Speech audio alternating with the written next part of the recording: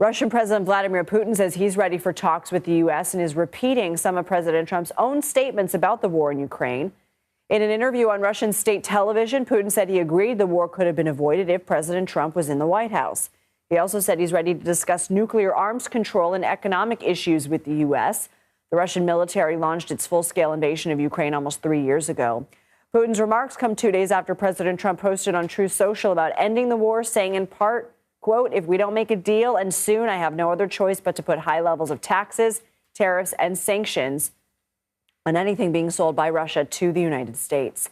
CBS News national security contributor Sam Vinograd joins us for our weekly national security wrap-up. Sam, what do you make of Putin's remarks?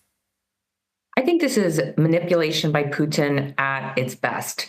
President Putin is repeating very publicly to President Trump everything that President Trump wants to hear in an effort to probably manipulate President Trump into trying to push for a very specific deal to end Russia's war with Ukraine. President Putin said, for example, that the 2020 election was stolen, that the war would never have happened if Trump was in office, and more. Now, President Trump, for his part, is using a combination of carrots and sticks to try to get Putin to the negotiating table.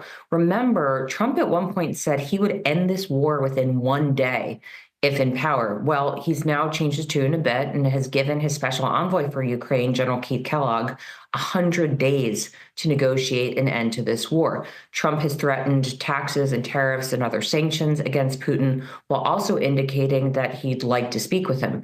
Putin has expressed his own openness to connecting with President Trump. So I do think that we should expect a call between the two leaders in the near term. Let's turn to another topic here in the U.S. The Trump administration has pulled the security detail of multiple former officials. People recognize the names, including former National Security Advisor John Bolton, former Secretary of State Mike Pompeo, former top health official Anthony Fauci. What's the significance, and do these people still face threats? Well, President Biden extended federal security protection for 3 individuals that you've named that were involved in President Trump's Iran policy. And then President Biden extended security protection for Dr. Anthony Fauci when he left federal service just a couple of months ago.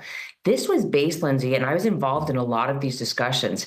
This was based on a very complex threat assessment that showed that there were active threats against these individuals based on their time in public service.